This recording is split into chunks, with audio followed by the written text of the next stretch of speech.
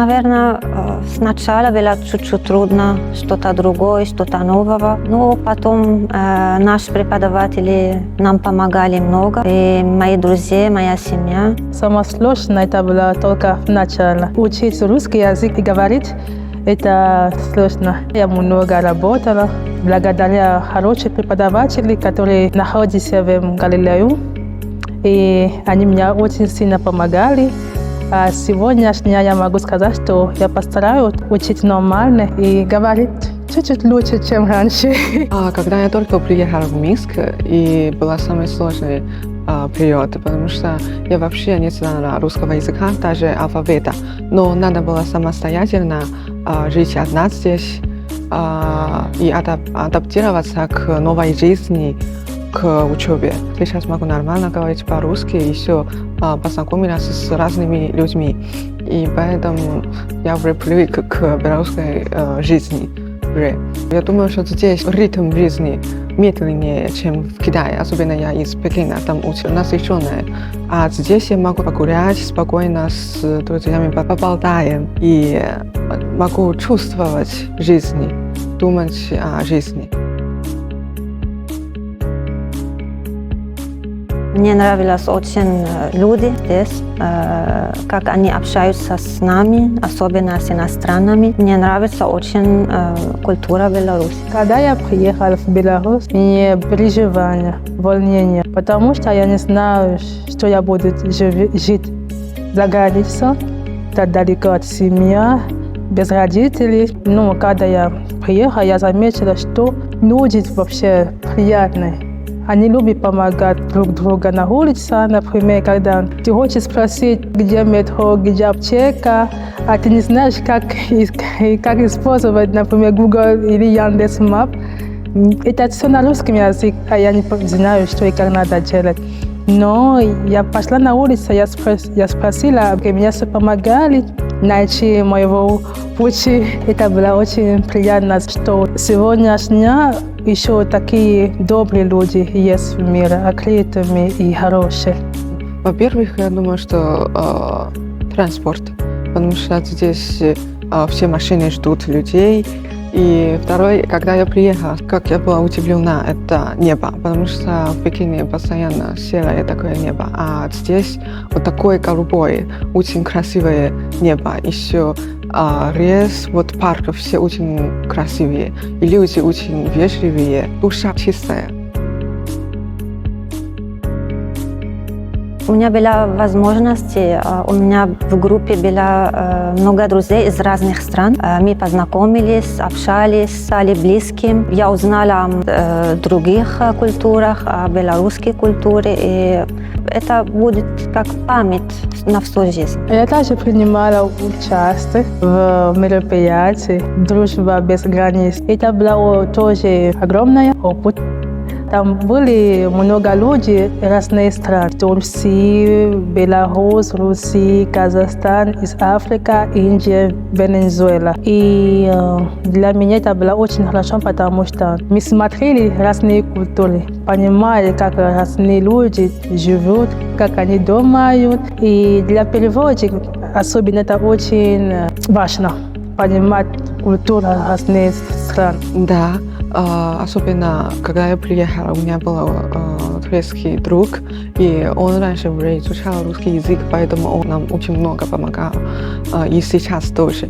И в моей группе у нас есть корейцы, есть кто из Казахстана, есть китайцы, но мы всегда стараемся говорить по-русски или изучаем турецкий, корейский, казахский, очень интересно. И сейчас они много помогают мне, даже кто из других университетов, и преподаватели тоже много помогают, и я больше знала о Беларуси. У нас было много чего-то, я тоже участвовала в много мероприятий, и я ценю это, и я это буду вспомнить всю жизнь.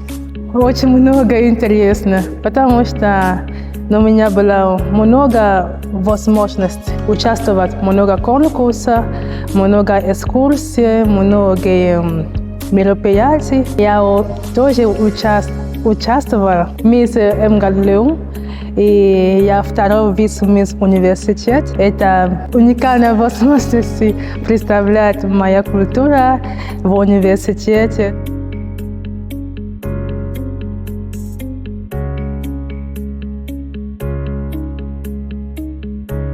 Я хочу благодарить тех, которые мне дали эту возможность. Я очень была счастлива. Я это всегда буду вспомнить. Я ни разу не думала, что я буду встречать и общаться с президентом Александром Григорьевичем Лукашенко. Переживала, волнение было. Но когда президент зашел в зал, такой энергии приятной, спокойности. Он был такой открытый человек. Я понимаю, что с ним можно открыться в сердце. А мы разговаривали чуть-чуть, и очень приятно было. Это уникальная возможность жизни. До этого, когда мы репетируем, было все нормально, у меня даже не было стресса.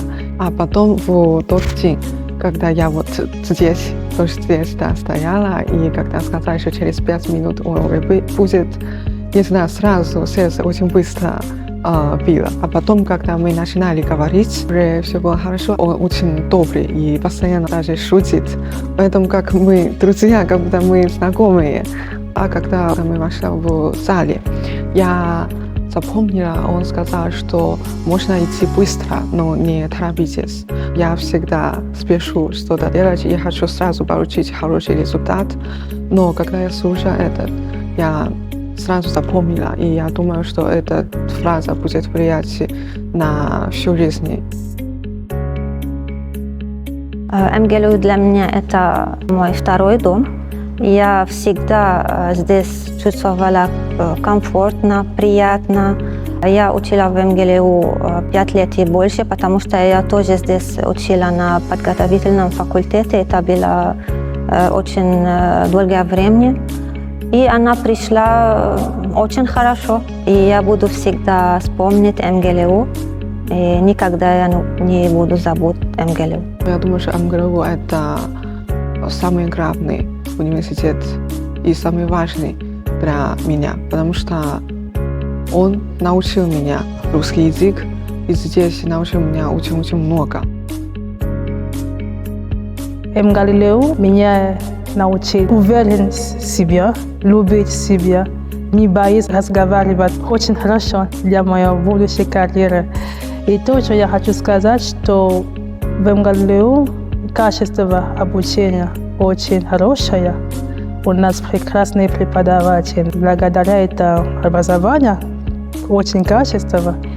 Я думаю, что я могу найти работу везде в мире. И жизнь в Беларуси. Я вышла замуж в Беларусь, и я буду тут остаться жить после учебы. Поеду дома только во время каникул, чтобы встречаться с родителями, потому что без ними сложно жить. Отношение к жизни активно, веселое и спокойно. Когда в детстве и в школе в Китае мы постоянно думали только о работе и о учебе, но сейчас я стараюсь думать о жизни, о себе. И что я сама хочу, отношения с людьми. Когда я познакомилась с белорусскими друзьями, как сказать, общество не сильно влияет на них. Поэтому я думаю, что да, я тоже буду стараться так прямо сказать, что я хочу. Буду стараться быть смелее.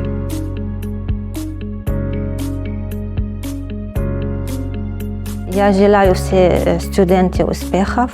И сил, конечно, чтобы учиться дальше. МГЛУ это будет как второй дом для них. Здесь все преподаватели очень добрые, помогают все студенты. Самое важное для этой профессии, во-первых, знать языки. Человек должен быть общительный, чтобы работать с другими людьми. Может быть, они будут из разных стран, поэтому должен быть общительный, открытый.